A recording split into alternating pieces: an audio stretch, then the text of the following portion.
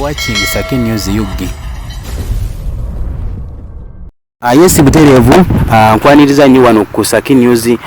Yugi YouTube channel kusabatana bakubera ngo subscribinga abera ngo okikola ku Facebook likinga era following page ya feyo ya Saki News Yugi.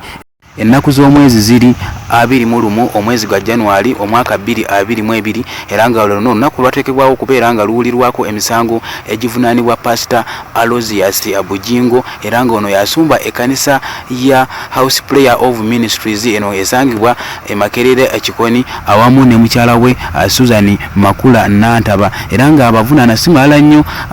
ye munnamateeka Alemddeko abavunaana okubeera nga benyigira mu bufumbo obuli mu bumenyi bw'amateeka.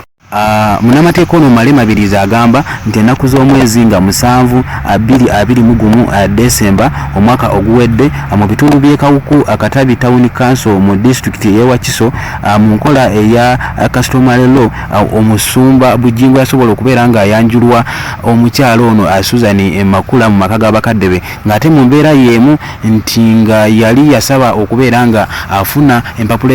ezibakkiriza okubeera nga baawukana mu 2019 ne mukyala we ono Teddy Naluswa mu kooti ye Kajjansi wabula nga byasobola okuba nga tebyatambula bulungi oluvannyuma lwa Teddy okuba nga yalemerako n'agamba nti bo bano baafumbirigana mu mateeka era alibawula alibeera Mukama Katonda kubajjukira nti Pastor Bugingo asobola okubeera nga ayanjula obanga ayanjulwa Teddy ono Naluswa ennaku z'omwezi nga 2 December omwaka gwa 2003 ku Victory Christian Center era no gye basinzira okubeera nga bafuna ne certificate number 376 eraga nti bafumbo abawedde emirimu. Era nga onaku lwaliro basobodde okubeera nga bagasimbagana n'omulamuzi Stella Okwanga mu kooti esangibwa mu bitundu by'Entebbe nga eno eyitibwa Entebbe Magistrate Court era nga bano basabiddwa okubeera nga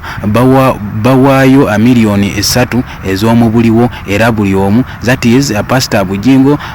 ne Susan Makula era nga ne munnamateeka Alemddeko asabiddwa okubeera nga aleeta obujulizi bwonna obulumika obukakasa emisango gino ku Pastor Bugingo eri omuwaabi w'emisango gya gavumenti oba DPP kubanga gavumenti yavaayo n'ebeera nga yeddiza omusango guno. Abantu bangi basobodde okubeerawo nga kooti yagenda mu maaso nga muno mubadde abamawulire ne bannamateeka ab'enjawulo era nga bamule wabaddewo Ibulake Mukasa Kasuku live ne Emma owa South Media asobodde okubeera nga akwasaganya ensonga ezino nejjukirako nti waliwo